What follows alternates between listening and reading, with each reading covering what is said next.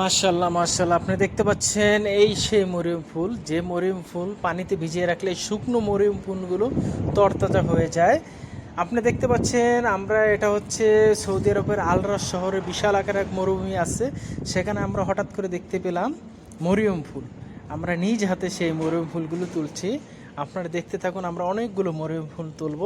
দেখতে পাচ্ছেন মরুভূমির বুকে অনেক শক্ত মজবুত সহকারে আঁকড়ে আছে। আমরা টেনে টেনে মরুভূমি ফুলগুলো তুলছি, কারণ আমরা এটি গ্রামের বাড়ি নিয়ে যাব, বাংলাদেশে নিয়ে যাব। আমরা সবাই এখান থেকে অনেক মরিয়ম ফুল আছে, আমরা সবাই তুলে নিচ্ছি। দেখতে পাচ্ছেন অনেকগুলো তুলেছি, আর অনেক মরিয়ম ফুল তুলব।